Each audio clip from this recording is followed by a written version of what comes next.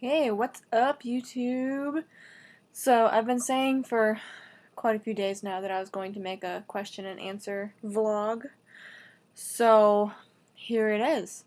I have a list of questions. I hit up my friends and acquaintances in various places, Facebook, on the street, even.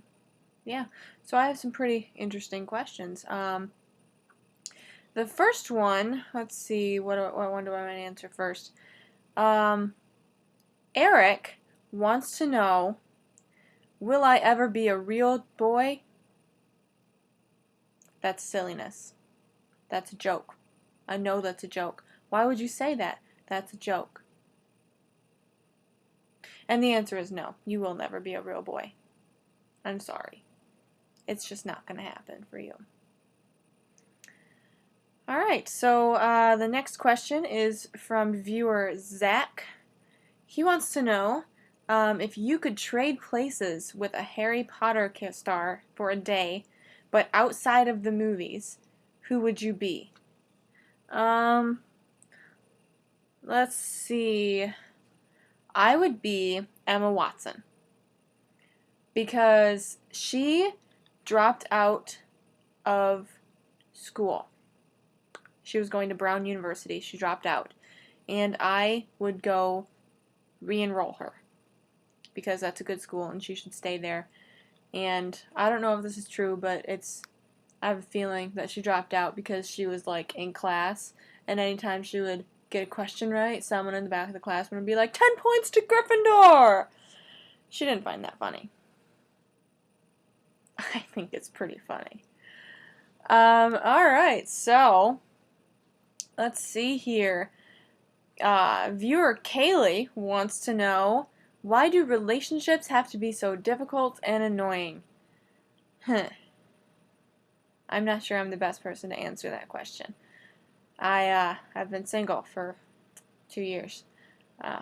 See my previous vlog. Oh, put a link for it right there. Link. Click it. Click it. Right there. Click it or ticket. I don't know why I said that. That wasn't funny at all. So yeah, they're difficult and annoying because there are so many areas and dimensions that you would need to be compatible with someone in for a relationship to work, that it's incredibly difficult to find someone who really is compatible with you. Yeah. So that's my take on it. Maybe dating is overrated, That's possible. That's definitely a possibility. Let's see. All right. Eric again wants to know, what is your opinion of hipsters? What are you trying to say? I don't get it. I don't get the question. Are you hinting at something? I don't get it. Why don't you explain that to me, Eric? Okay? Why don't you just do that? Back to the other questions. One reader, viewer, person thing, wanted to remain anonymous, and this person wants to know whether transgender is a medical or psychological diagnosis. I'm just a psychology major, people. I'm not an expert, so I'm going to answer this to the best of my knowledge, but, take it with a grain of salt, because I have no degrees. I'm not an expert in the area. But gender identity diagnosis is, as it stands right now, a psychological diagnosis. It is basically where you are born biologically one sex and therefore assigned a gender with that sex, and that doesn't line up with how you feel you truly are. There is a big push in the psychological community, in the medical community, to have gender identity disorder removed from the DSM, and put into the ICD, I believe it is, International Classification of Diseases, as a medical diagnosis, but there's a new DSM coming out next year, maybe, I think, 2012, I think, and I really doubt that it'll be removed by then, just because of the fact that if it's removed right now, then trans people will have no means of going through the transition, because you need psychological evaluation before you can make that transition. So until it is made a medical diagnosis, I really don't see it coming out of the DSM. But fingers crossed that very soon it will be, rightly so, a medical diagnosis rather than a psychological one. Let's see, next question. Viewer Sky wants to know, what is the meaning of life? 42. Next question. Let's see. Jessica wants to know, what would you tell a 5-year-old who asked how babies are made? Right. Let's see here. So, there's two people who love each other, and it can be a boy and a girl, or it can be a boy and a boy, or a girl and a girl, and they decide that they want a baby. So there is a woman involved, and well, you see, there's an egg, right? But not like the kind of eggs that you eat in the morning for breakfast. Not like that. There's an egg inside a woman, and then there's sperm that comes from a man, and the sperm goes. That's too technical.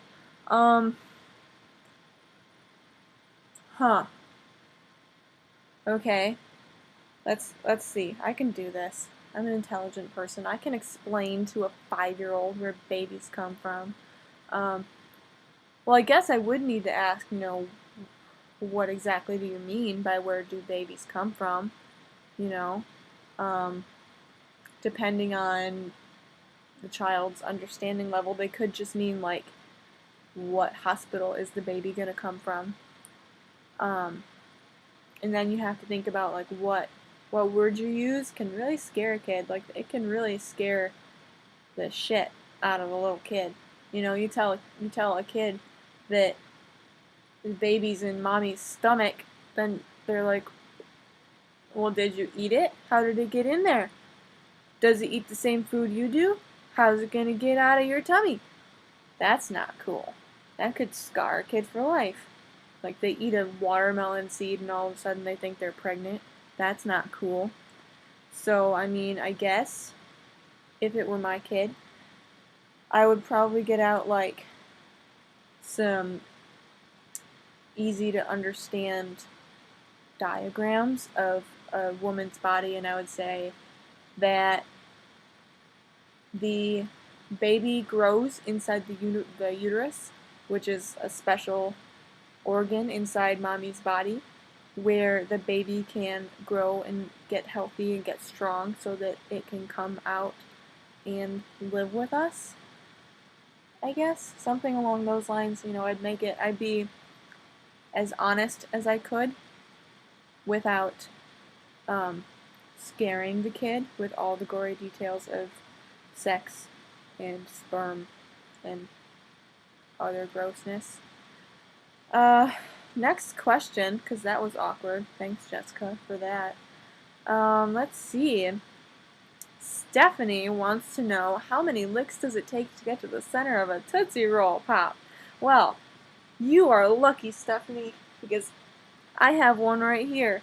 Let's just open this little sucker up and see how many. What the hell is this thing, child-proofed? How the hell does it open? I don't understand. Hold on, I'll get it. It'll open. Have faith in me. I'm college educated. I can open a sucker. Aha!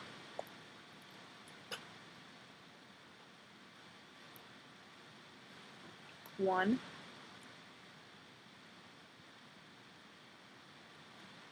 Two. Three. Four. Five. Six.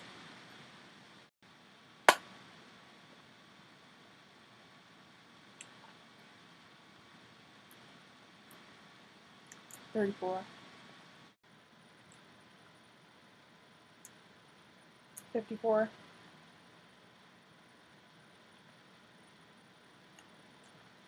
Ow. That was 56. I do just want to point out, there is no way an owl can bite through a sucker like this. Okay, just look. Look at that. That's all the damage my teeth did. That's it. 58. Those commercials are lies. I'm at 104 licks so far. And I finally managed to bite it. Okay, I lied. It's not really a Tootsie Roll Pop, but I mean, it's the same size. So for scientific purposes, we're going to say 104 licks. Good sucker though. So, let's see another question. Amy wants to know when she can move back to Michigan. Amy, I want you to look me directly in the eye because I'm talking directly to you. I am not keeping you from moving to Michigan. If you want to move to Michigan, you move your ass to Michigan. Okay. So. Hey, what's the sitch? I just got a text message. Alright. So, I have one last question. And that is from another anonymous person. Wants to know which Disney villain I can best relate to. I'm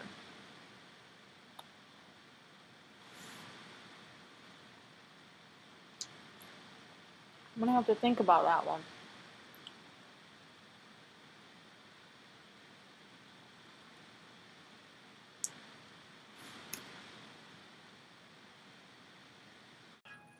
Okay, so I've thought long and hard about this, and I've decided that I am Captain Hook.